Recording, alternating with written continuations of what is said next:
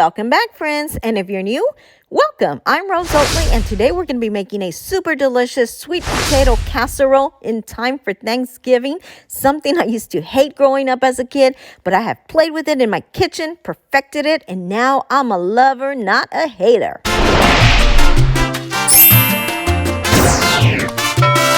To get started, your main ingredient, sweet potatoes, and here I've got a 4-pack. These are about medium to large size sweet potatoes. Now, before you do get started, make sure to rinse them thoroughly to remove any dirt. For my recipe, we're going to be roasting these today versus boiling them. The flavor is just so much better in my opinion. I'm just cutting these in half to kind of speed up the cooking process. Now, if you wish, you could just stick your whole sweet potato in the oven. Now, I will say these are pretty hard to cut, so you will need to put a little muscle into it. You can just lay them all on a cookie sheet pan. We're going to be baking these at 400 degrees. Now, the time will vary depending on the size of your sweet potato. Mine took 55 minutes, but you can monitor between 45 to an hour. All right, it's been 55 minutes and my sweet potatoes are done. Your sweet potatoes are done when you can easily insert a fork through the center. We're going to let these cool off for just a bit. Okay, these are still pretty hot, but I'm being a little impatient here, so I'm going to use a paper towel. What we want to do is we just want to scoop out all of the sweet potato and put it in a bowl. Sometimes you can just take the skin, squeeze it, and just let the sweet potato drop into your bowl. And fast forward, they're done.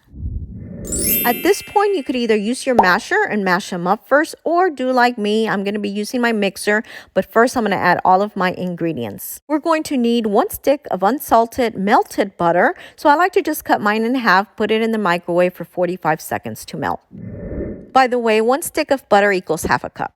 I'm adding half a teaspoon of kosher salt. This is going to help counteract with all the sweetness we're putting in there. Now, if you want less salt, you can add 1/4 teaspoon. Add 1 teaspoon of pure vanilla and 1 teaspoon of ground cinnamon. These two are going to enhance the flavor really nicely. Now, half a cup of half and half, which is basically cream and milk. Half a cup of packed light brown sugar. I like to use light, and packing is just basically doing this. Make sure you don't have a big mound of sugar. You'll need 2 eggs. Just make sure your sweet potatoes aren't super hot when adding your eggs. Otherwise, you may end up with scrambled eggs in there. Make sure to rush them to your mixer so we can start mixing. Start at a low speed, increasing to medium. Now, we just want a smooth consistency with a little bit of chunkiness. Now, you may want to stop in between to kind of scrape the sides. All right, guys, now we're going to be working on a streusel that's going to make it extra yummy and crunchy. In a deep bowl, you want to add half a cup of all-purpose flour. Here, I've got 2/3 of dark brown sugar. Now, I like to use the dark brown sugar for the topping because it adds a nice caramelization. Half a teaspoon of ground cinnamon. Half a teaspoon of pure vanilla. You'll also need 4 tablespoons of softened unsalted butter. Now, you want to make sure that your butter is softened, but make sure that it's also not melted. I'm just going to cut this into smaller cubes and add it to my bowl.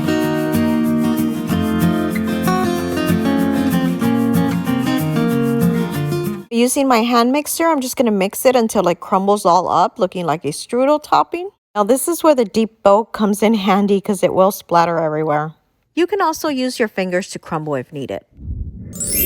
We'll be using pecans. I like them roasted, so I'm going to put a few on a cookie sheet pan and bake at 350 for just 5 minutes. While we wait, take some cooking spray and spray it in a 9 by 13 inch baking dish. I like using this butter spray, but you can use anything you have. If not, you can also lightly coat the dish with butter. I'm grabbing 1/4 cup of my strudel topping, and I'm going to go ahead and add a light layer to the bottom of my baking dish.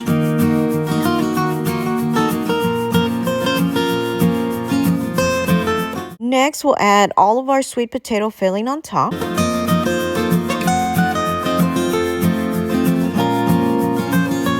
Spread it nice and even on your baking dish.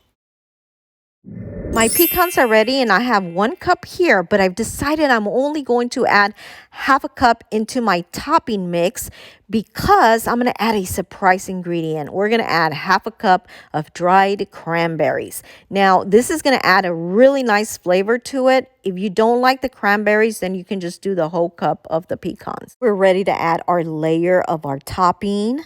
Now, this is going to add a really nice crunchiness, crispiness to it. And then the dried cranberries, just a nice little light surprise for you. It is a little surprising that I never used to like sweet potato growing up, and so I never really even tried to make it.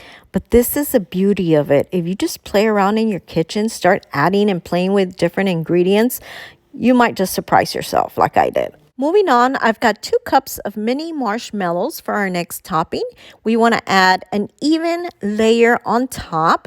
Now, this is a part where the measurement might not be exact because it's going to depend on the size of your baking dish that you're doing. And basically, you just want a nice even layer. I'm going to try and add 1 more cup because I think the 2 cups wasn't enough. And then just take it from here. So remember, just an even layer. You don't want to also add too much because then it's going to be a lot of sweetness in there. Unless, of course, that's what you want. To finish it off, I think I'm going to sprinkle a little light layer of my toppings. Now, it looks like I'm going to have some of my topping mix left. I can always use that on some other dessert. Or when you make it, you can also just cut it in half. I think this is good here. Bake uncovered at 350 degrees for 25 minutes or until your marshmallows are nice and toasted. All right, straight out of the oven. Look how nice and toasted this looks. Again, this took 25 minutes. Now, every oven varies, so it might be less or more for you. Oh my gosh, guys, I am so excited because this is smelling so good. I can't wait to try it. Now, make sure that you serve it straight out of the oven because within time, your marshmallows are going to start to deflate a little bit. But you can refrigerate and have leftovers the next day. Just stick it in the microwave for a few seconds. Let's go ahead and grab a piece here.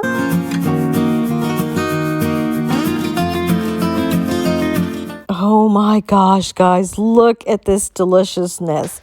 You know we've got to give this a try, and I wish I could give you a bite, but just enjoy while I do. I really hope you guys give this a try, and if you can, please share this with family and friends on social media, which will really help out my channel. Thanks for watching, guys, and thank you so much for all your support. If you haven't already subscribed, please be sure to do so below or hit my little picture on the side. Also, don't forget to hit the little bell to get notified of all of my new videos, and please be sure to check out these links on the side. Share with your friends. Thanks for watching and your support.